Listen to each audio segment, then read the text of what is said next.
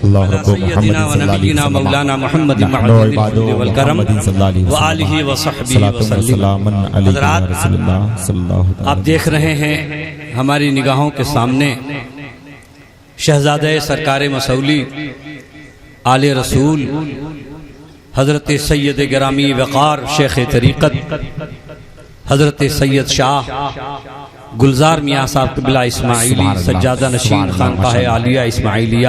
سبحان اللہ۔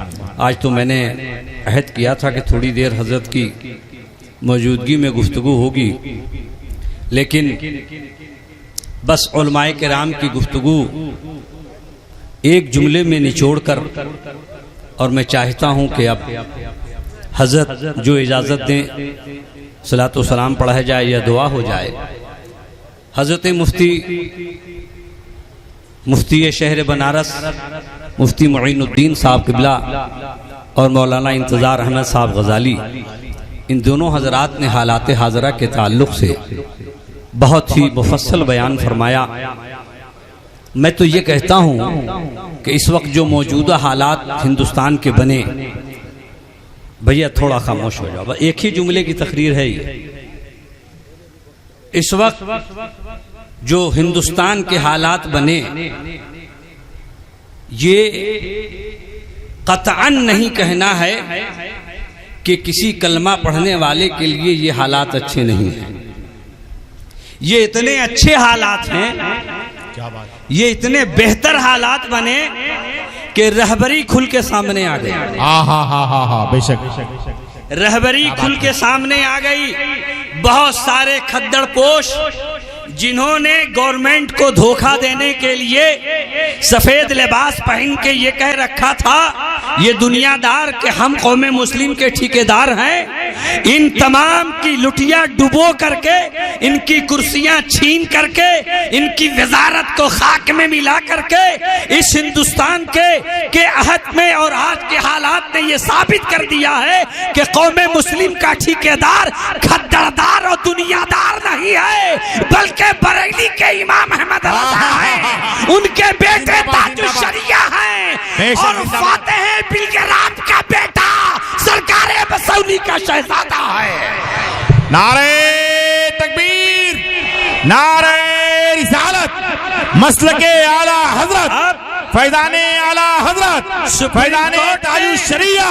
Supreme court میں ہمیں کسی وکیل کی ضرورت نہیں ہے، کسی دانشور کی ضرورت نہیں ہے، بس ایک کٹ گھرے میں گورنمنٹ کا وکیل کھڑا ہوگا اور دوسری طرف حضرت تاج الشریعہ کھڑے ہوں گے اور ان کے دست و بازو حضرت گلزار ملت کھڑے ہوں گے۔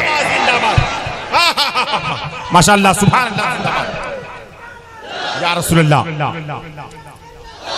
تاج الشریعہ، تاج الشریعہ۔ ایک واقعہ سن لیجئے، گفتگو ختم کرتا ہوں۔ زندہ باد۔ شہزادے سرکار مسولی بیٹھے ہیں۔ اتفاق سے میں ان خوش نصیبوں میں سے ہوں کہ گیا میں ایک محلہ ہے سادات کرام کا آبگیلا، جہاں حضرت حاجی وارث علی شاہ صاحب رحمت اللہ علیہ مسولی شریف حضرت کی ننیحال ہے۔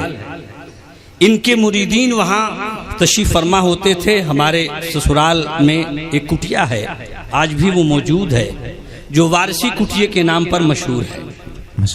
ابھی 2 سال پہلے مفتی سید خورشید صاحب اور سید ظفر صاحب بیٹھے، ہم لوگ بات چیت ہو رہی تھی کہ سید ظفر صاحب کی آنکھوں میں آنسو آ گئے اور حضرت کا ذکر ہو رہا تھا۔ بہت کافی دیر تک وہ نمناک رہے اور کہا قاری صاحب ایک واقعہ سن لیجئے۔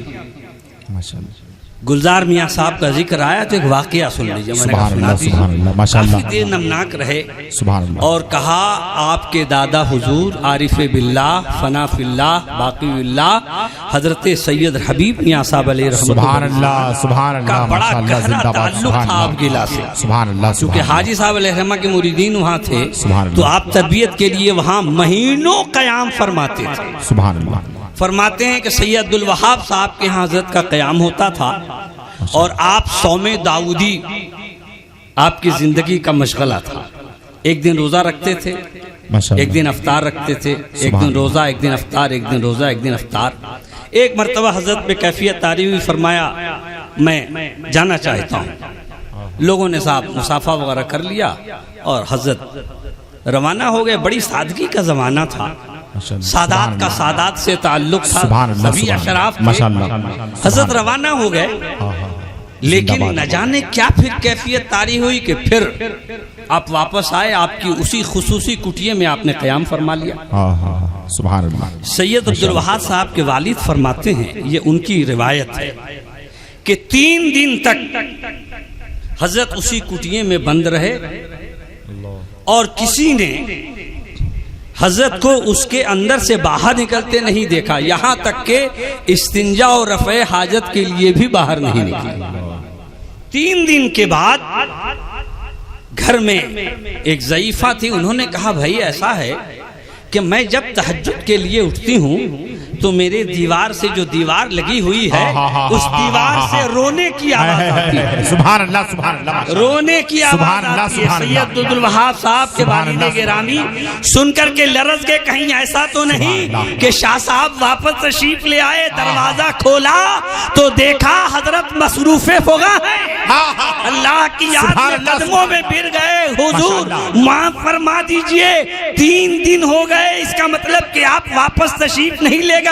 حضور معاف کر دیجئے, آپ نے کیا کھایا, کیا پیا, آپ نے کیسے روزہ رکھا, کیسے افطار کیا. دیکھو اللہ کا ولی کیسے پردہ ڈالتا ہے اپنی ولایت پہ. ارشاد فرمایا سید صاحب, ایک سید صاحب دوسرے کو باعزت بنا رہے ہیں. ارشاد کیا سید صاحب ارے اب تک تو میں صوم داؤدی رکھتا تھا, لیکن یہ اس خانوادے کی برکت ہے کہ آج کے بعد میں صائم الدہر ہو گیا.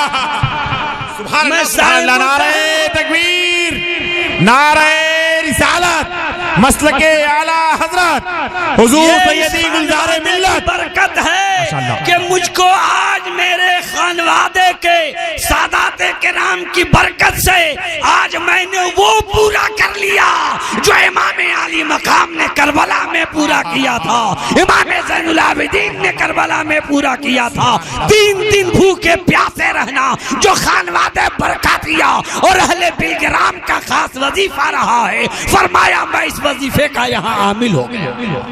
سبحان اللہ سبحان اللہ سبحان اللہ. سبحان اللہ. بہت بڑی نسبت ہے. آپ نے دیکھا اعلیٰ حضرت سرکار کا نام لینے کا صحیح حق اگر کسی کو حاصل ہے تو یہ سادات کرام ہیں, اور سچی محبت کا سبق اعلیٰ حضرت کا اگر کوئی پڑھا سکتا ہے تو یہی وہ سادات کرام ہیں جنہوں نے اعلیٰ حضرت سے محبت سکھائی ہے. یہی وجہ ہے کہ اعلیٰ حضرت سرکار نے اپنی پوری زندگی کو آلِ رسول کے قدموں میں ڈال دیا ہے, اور ارشاد فرمایا کیا بات رضا اس چمنستان کرم کی, زہرا ہے کلی جس میں حسین اور حسن پھول, زہرا ہے کلی جس میں حسین اور حسن پھول. قصیدہ نور پڑھتے ہیں اعلیٰ حضرت, نبی کی نعت پڑھتے ہیں اعلیٰ حضرت, اور نبی کا ذکر کرتے کرتے آل رسول کا ذکر کرتے ہیں اور عرض کرتے ہیں یا رسول اللہ صبح طیبہ میں ہوئی, بڑھتا ہے باڑا نور کا, صدقہ لے لے نور کا, آیا ہے تارا نور کا,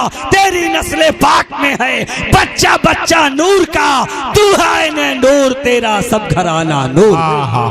سبحان اللہ سبحان. اس لیے مجھے اعلان کرنے دیا جائے, سیادت کو رضویت سے الگ نہیں کیا جا سکتا, بے شک سبحان اللہ, اور رضویت کو سیادت سے الگ نہیں کیا جا سکتا. سیادت کو سمجھنا ہو اعلیٰ حضرت کی بارگاہ میں آنا ہوگا, اور اعلیٰ حضرت کی قیادت کو سمجھنا ہو ان سادات کرام کے قدموں میں آنا ہوگا. سبحان اللہ. اللہ تعالیٰ ان کی محبت پر قائم رکھے, اور انہی سادات کرام کی نسبت کی برکتوں سے ہمارا اور آپ کا خاتمہ اللہ ایمان پر عطا فرمائے.